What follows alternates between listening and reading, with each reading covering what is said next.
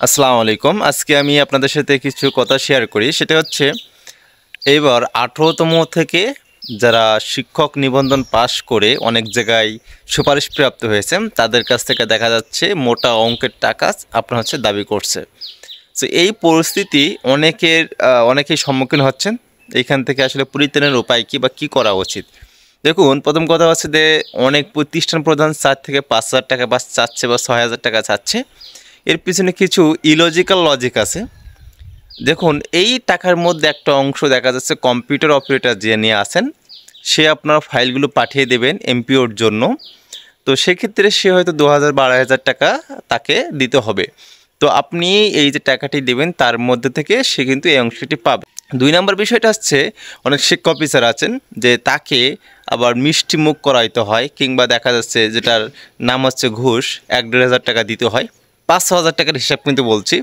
অনেকে দেখা যাচ্ছে যে সভাপতি থাকেন, সেই সভাপতি একটু মিষ্টি মুখ করান, অর্থাৎ একটু অল্প স্বল্প তাকেও দিতে হয়, অথবা তার সিএ কিংবা পিএ যেই থাকুক না কেন তাকে দেখা যাচ্ছে মিষ্টি মুখ করানোর জন্য 1-1,500 টাকা করে দিতে হয়।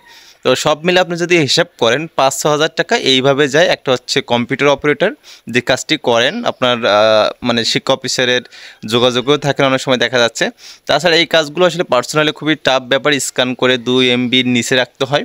সো এগুলো অবশ্যই কম্পিউটারে যেয়ে করতে হয়, এবং এগুলো মোটামুটি ভালোই আপনার 2,000, 2,500, 3,000 টাকা নিয়ে থাকে। সো এটা খুবই কমন একটা বিষয়।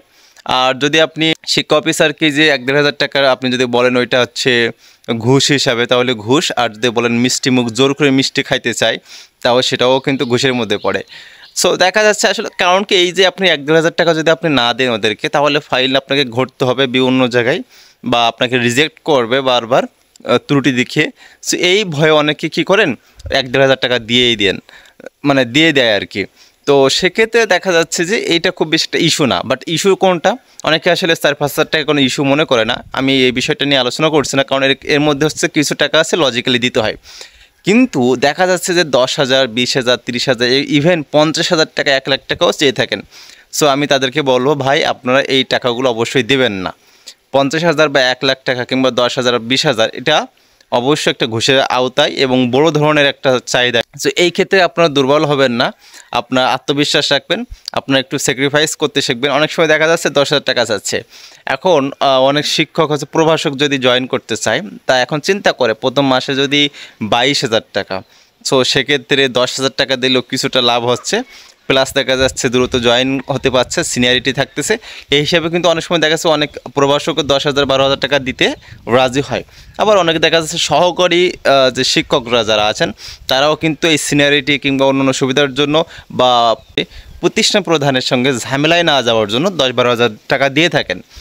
কিন্তু আমার কথা হচ্ছে এই 10-12,000 টাকা আসলে এটা ঘুষের আওতায় পড়ে। আগের টাকাও কিছুটা ঘুষের আওতায় পড়ে, কিছুটা মিষ্টিমুখের আওতায় পড়ে। তবে এইখানে এই যে বড় বড় অঙ্কগুলো যেগুলো লাগে না, যেগুলো আসলে কোনো কার্যকারিতা নেই, অর্থাৎ আপনার দেখানোর জায়গা নেই, অনেক সময় দেখা যাচ্ছে অনেক অনুদানের নাম করে নেয়, ভাই এইগুলো সবই ঘুষের আওতায় পড়ে এবং বড় ধরনের। সো এই ক্ষেত্রে আপনারা আপনাদের যে সততার আত্মবিশ্বাস নিয়ে আপনারা কাজ করবেন। এদের বিরুদ্ধে আপনি লেখালেখি হোক কিংবা পত্রিকা আছে সেখানে যাবেন, কিংবা এনটিআরসির কাছে আপনি অভিযোগ জানাবেন। অর্থাৎ যেখানে গেলে কাজ হয় সেই কাজগুলো করবেন, এদেরকে আপনি ঘুষ দেবেন না। দরকার হয় 1 মাস আপনি কি করলেন, বেতন ছাড়া আপনি চললেন, সমস্যা কোথায়? তো তবুও আপনি, কারণ কি আপনি যে 20,000 বা 50,000 টাকা ঘুষ দিচ্ছেন, এটাও কিন্তু আপনি 1 মাস এমনিও চলতে পারবেন। আর ওরা দিতে বাধ্য, আপনাকে 18 তারিখের মধ্যে ওরা নিয়োগ দিতে বাধ্য। যদি নিয়োগ না দিতে পারে তাহলে ওদেরই সমস্যা হবে, সেটা ওরা ভালো করে জানে। তারা আপনাকে বেশি ঘোরাইতে পারবে না, কারণ আপনি চাইলেই এর বিরুদ্ধে ভালো ব্যবস্থা নিতে পারবেন। সো যারা আসলে মানে যাদের কাছে আসলে ঘুষ চাচ্ছে বা অনুদান চাচ্ছে বা দান চাচ্ছে, এটা একটা অবৈধ, এটা জোর, এটা ঘুষ। সো আপনারা সবাই একতা হয়ে এটার বিরুদ্ধে একটা প্রতিবাদ তৈরি করুন, এবং অনলাইন কিংবা অফলাইনে যে করে হোক এই অন্যায়ের প্রতিবাদ করুন।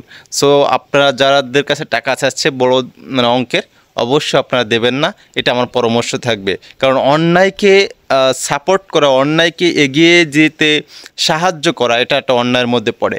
আমরা চাই না কোনো অন্যায়ের মধ্যে পড়তে, আমরা চাই আদর্শবান শিক্ষক হতে, ইনশাআল্লাহ।